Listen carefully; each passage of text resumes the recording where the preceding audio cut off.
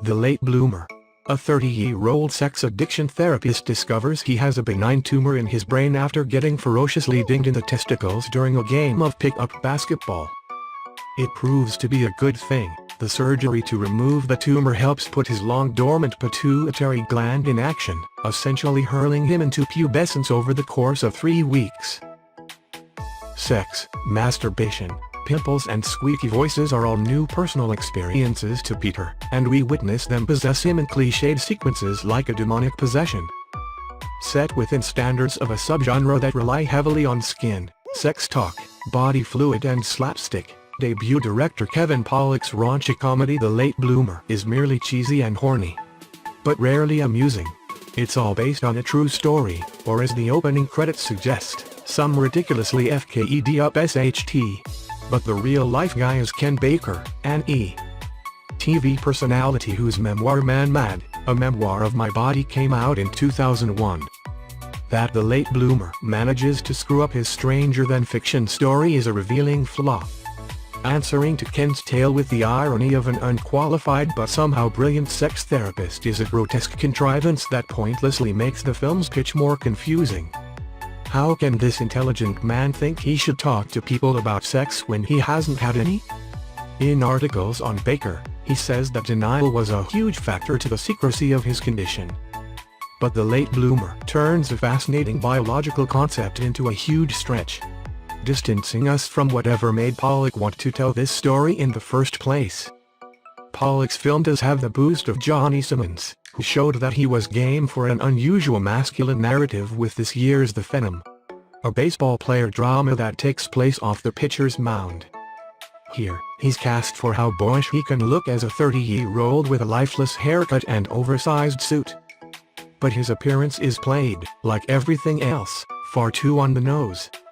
Once Peter's puberty begins, Simmons is put through a list of montages and set pieces meant to be like greatest hits of growing up, including rogue erections, reckless masturbation or apocalyptic zits. But with whatever commitment Simmons offers these scenes, they always head into the same punchline, that they're happening to a clueless, helpless adult.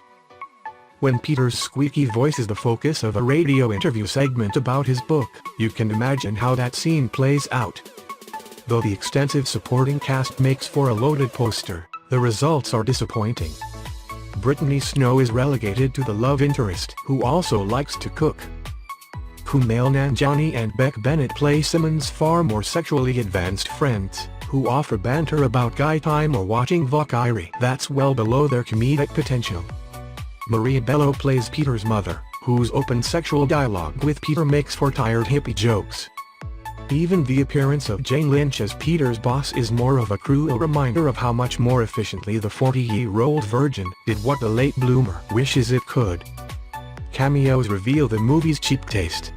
Model Charlotte McKinney appears in the beginning to simply beg therapist Peter for a sex act, which is then appropriately bookended by a climactic, heavily anticipated cameo from tacky TV chef Bobby Flay. Really, it's about the fragments that Pollak gets from his wasted, massive cast.